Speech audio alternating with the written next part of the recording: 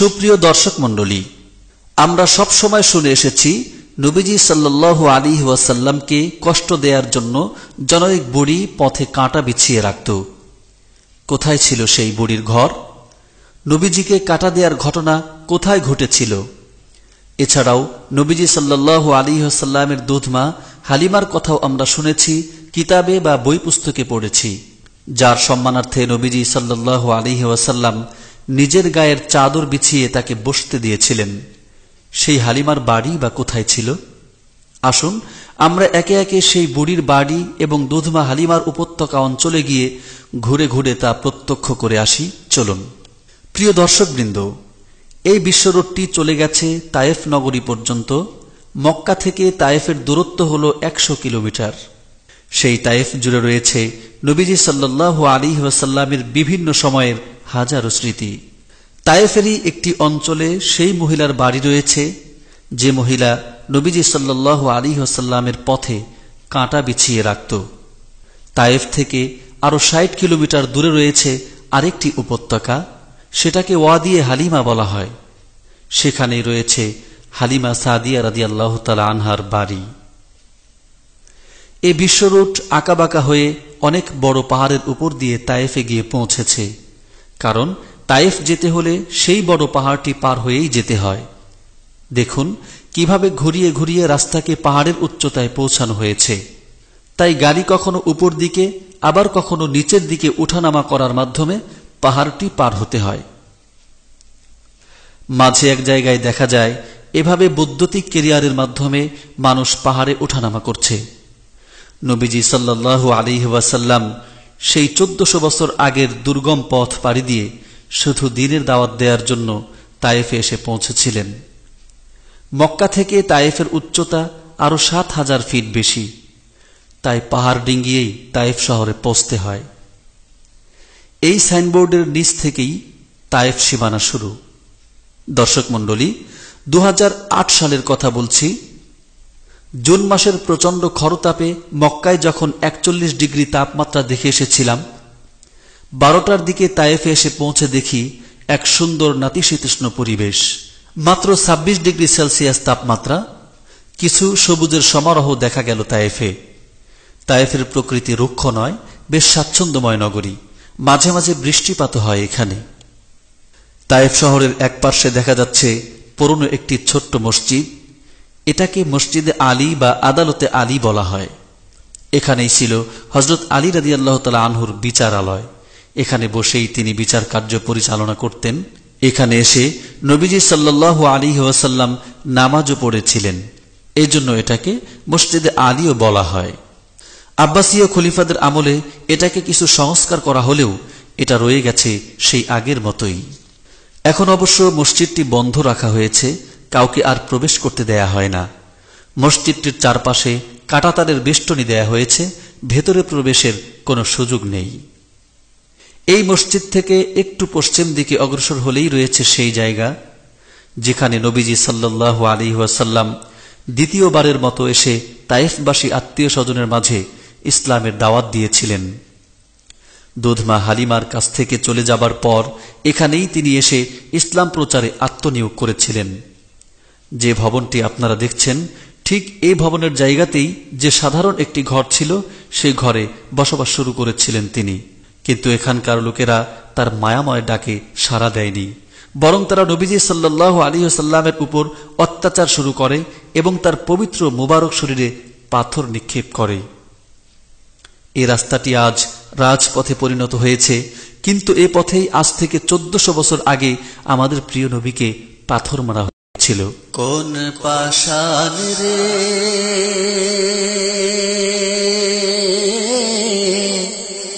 মারলি পাথর,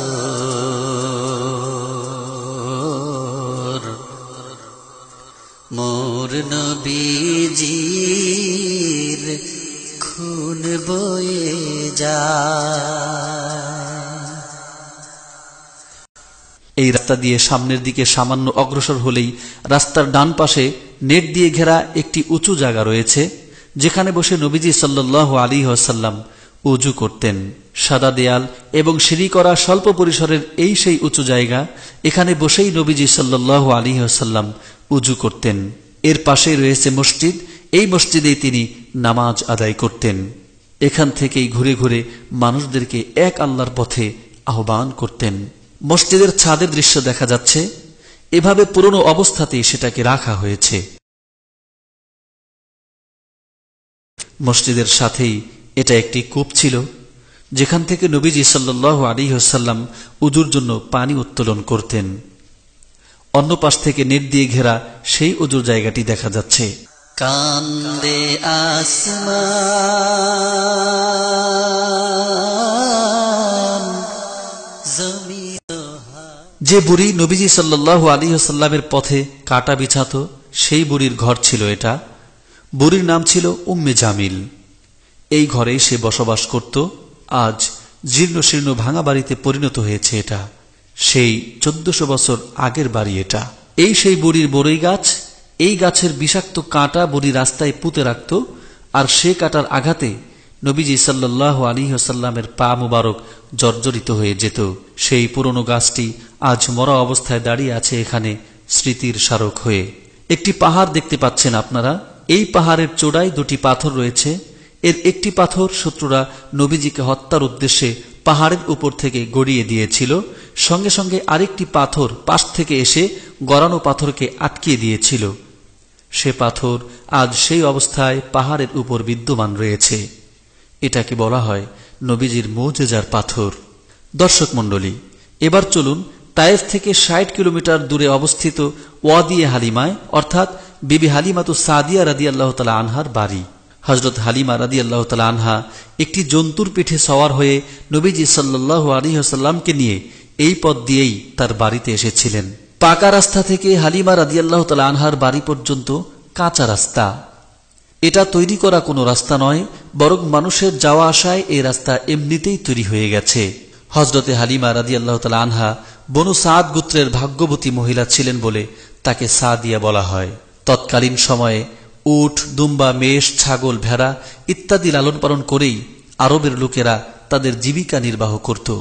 সেই সুবাদে হালিমা রাদিয়াল্লাহু তাআলা আনহাও দুম্বা, ছাগল, ভেড়া, গাধা ইত্যাদি লালন পালন করতেন। নিজেই সেগুলোর পরিচর্যা করতেন। সেই কারণে নবীজি সাল্লাল্লাহু আলাইহি ওয়াসাল্লামও হালিমার এই পশুগুলি লালন পালনের ক্ষেত্রে পূর্ণ মাত্রায় অংশগ্রহণ করেছেন।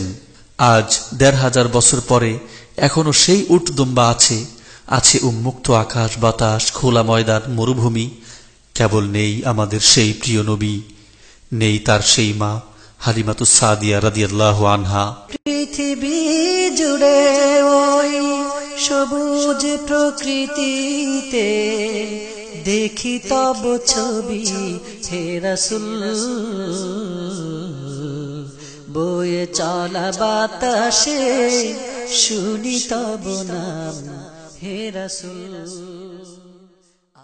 দর্শক বন্ধুরা, এই সেই ঘর, যে ঘরে দুজাহানের সর্দার আমার নবী মুহাম্মদ সাল্লাল্লাহু আলাইহি ওয়াসাল্লাম তার বাল্যকাল কাটিয়েছেন।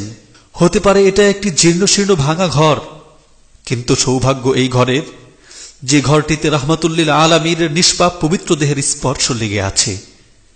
তাই যেন সে পৃথিবীর তাবৎ বস্তুকে গর্বের সাথে জানিয়ে দিতে চায়, পৃথিবীর তামাম বস্তু শোনো, হতে পারি আমি ভাঙাচোরা, জীর্ণ শীর্ণ, কিন্তু নেই আমার কোনো দুঃখ, দুর্দশা আর হতাশা, অনুতাপ, কারণ আমি এখনো প্রিয় নবীজির তুলতুলে শরীরের ছোঁয়া খুঁজে পাই। সে যে কি সুখের, কি যে আনন্দের, সে আমি তোমাদের বোঝাতে পারবো না। শুধু আমি জানি আমি সুখী। নবীজির শৈশবের স্মৃতির সাক্ষী হয়ে দাঁড়িয়ে থাকা এই সেই হালিমার ঘর। এটা হলো ঘরের দরজা। মহানবী সাল্লাল্লাহু আলাইহি ওয়াসাল্লাম এই দরজা দিয়েই আসা যাওয়া করতেন। এটা হলো ঘরের পিছন দিক। এটা হলো ঘরের ভেতরের অংশ, দরজার ভেতর দিককার চৌকাঠ এটি। তখন যে পদ্ধতিতে চৌকাঠ তৈরি করা হতো এখনো সেভাবেই আছে। ঘরে আলো বাতাস ঢোকার জন্য পূর্বেও এভাবে ভেন্টিলেটর তৈরি করা হতো। ঘরের মাঝখানে প্রাচীর দেখা যাচ্ছে। প্রাচীরের দুপাশে দুটি রুম। একটিতে হালিমার স্বামী থাকতেন, অপরটিতে হালিমা ও মহানবী সাল্লাল্লাহু আলাইহি ওয়াসাল্লাম থাকতেন। দেখা যাচ্ছে ঘরের ছাদ।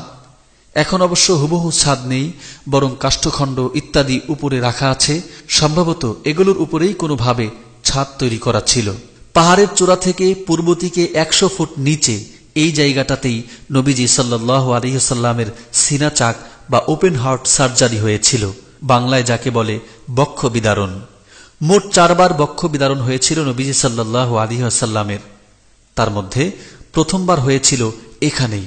হালিমাতুস সাদিয়া রাদিয়াল্লাহু তাআলা আনহা এই পাহাড়ের পাদদেশে তার বাবার এই ঘরটিতে বসবাস করতেন। এখানেই হালিমার শৈশবকাল কেটেছে। তিনি তার প্রসবকৃত শিশু সন্তানটিকে বিভিন্ন জন্তু জানোয়ারের আক্রমণ থেকে হেফাজতের জন্য পরে পাহাড়ের উপর ওই ঘরটি তৈরি করেন এবং সেখানেই বসবাস শুরু করেন।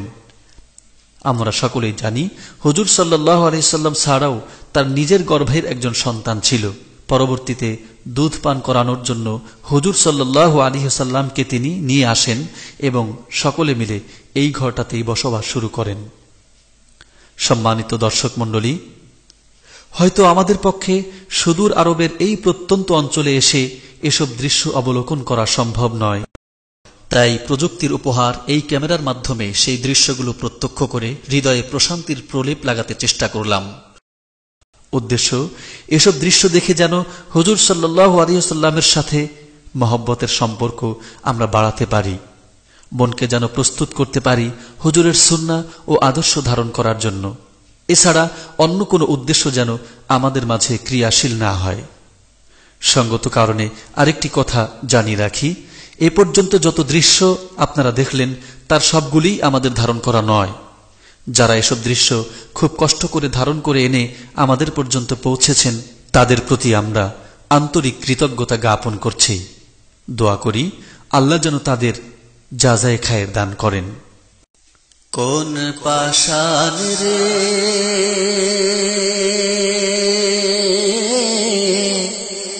মারলি পাথর,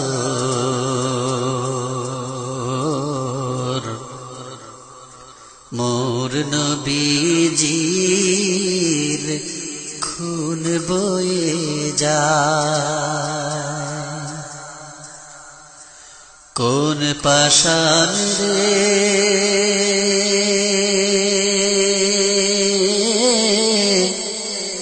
মারলি পাথর,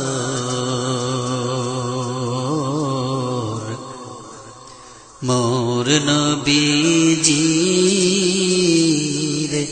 খুন বয়ে যায়।